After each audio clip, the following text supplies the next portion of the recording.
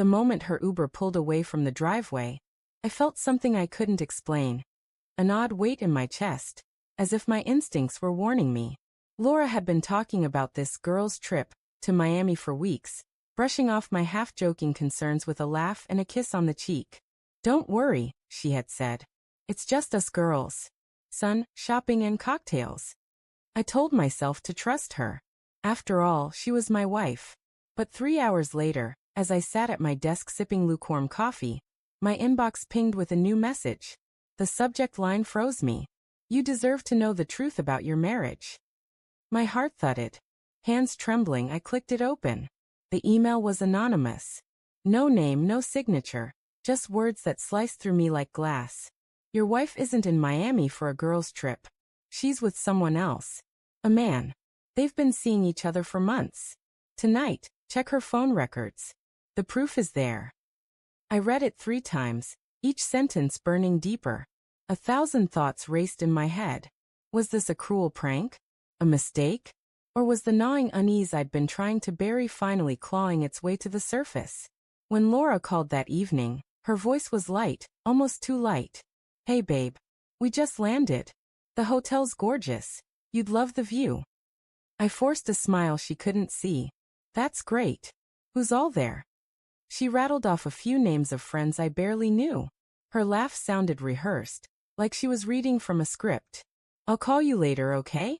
The girls want to grab dinner." "Sure," I said, keeping my voice steady. "Have fun." When the call ended, I sat in silence, my phone heavy in my hand. My chest tightened with dread, but I remembered the email's words.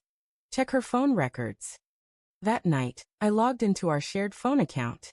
My breath caught when I saw the same number repeated. Late-night calls, long durations, sometimes an hour or more, all to a contact saved only as D. I stared at the screen until the numbers blurred. It felt like the air had been sucked out of the room. D. The name mocked me, taunting with its simplicity. The next day, I decided to test her. "Hey Laura," I said when she called, "how's Miami?" "Oh, amazing," she gushed. "We're heading to the beach now. The weather's perfect." I opened Instagram on my laptop as she spoke, typing in the handle of one of her friends she claimed was on the trip. No Miami posts. No beach photos. Just a story of her sitting at a cafe in Chicago, time-stamped an hour ago. My stomach dropped. "Who are you with right now?" I asked suddenly. She hesitated. Of the girls, why? But her pause had already told me everything. That night, unable to sleep, I sat in the dark replaying every moment of our marriage. The excuses, the late nights, the times she guarded her phone like it was a treasure chest. I remembered the night she came home smelling of cologne that wasn't mine. She had laughed it off. Must have been the Uber driver. I wanted to believe her then. But now? Now I couldn't ignore the puzzle pieces snapping together into a picture I didn't want to see. By the 3rd day, I was done with doubts. I called one of her so-called friends. "Hey, this is Mark, Laura's husband. Quick question. Are you in Miami with her right now?" Silence. Then a nervous laugh. "No. I'm actually at home." "Why?" My throat went dry. "Thanks," I muttered, hanging up before she could ask more. The betrayal hit me in waves, each one heavier than the last. My wife hadn't just lied. She had built an entire theater of deception, a performance so carefully staged I almost applauded it. On the 4th day, Laura texted me a picture of the ocean. "Wish you were here, Red Heart." I stared at the photo, my hands shaking. I could see the jagged edge of a man's arm in the frame, cropped poorly. Not a girl. Not a friend. A man. When she finally came home, suitcase rolling behind her, I was ready. She walked through the door smiling, sun-kissed, acting like nothing had happened. "Hi, love," she said, wrapping her arms around me. I didn't hug her back. Her smile faltered. "What's wrong?" I handed her a printout of the phone records. "Who's D. Laura?" Her face drained of color. For the first time in years, she had no script. She stammered. "It's not what you think. Don't insult me." I cut in, my voice breaking. "I know you weren't in Miami. I know about him." She sank onto the couch, her head in her hands. "Mark, I didn't mean for it to happen." I laughed bitterly. You didn't mean to betray me? To lie every day? To go behind my back? Her tears came quickly, but they did nothing for me. I had cried enough in silence already. I need to know, I said finally, my voice low, trembling. Do you love him?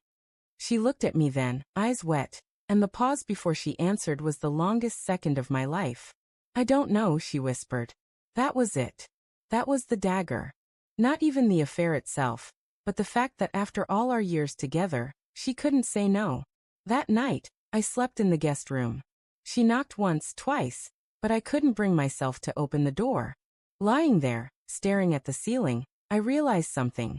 Betrayal doesn't just shatter trust. It shatters the version of yourself that believed you were safe, loved, chosen. In the morning, I packed a bag. Where are you going? She asked, her voice cracking. Somewhere I don't have to question if I matter, I said, brushing past her. She reached for my arm. Mark, please, we can fix this. I turned to her one last time. You broke us, Laura. You didn't just make a mistake. You chose him. And now I'm choosing myself. I left without looking back. The days that followed were a blur of silence and empty rooms. Friends tried to comfort me, but their words slid off like rain on glass. At night, I replayed her laugh, her smile, the promises we once whispered in the dark. But every memory now came with a shadow, tainted by lies. Weeks later, an envelope arrived, divorce papers signed by her. No note, no apology, just legal ink on cold paper. I sat at the table staring at it for a long time, then picked up a pen. With a shaky breath, I signed my name. It was the hardest, most liberating thing I'd ever done. Betrayal didn't just end my marriage. It ended the illusion I had been clinging to. And though my heart still ached, somewhere beneath the wreckage, a small flame of freedom burned. For the first time in years, I wasn't living in someone else's lie. I was free to write my own truth.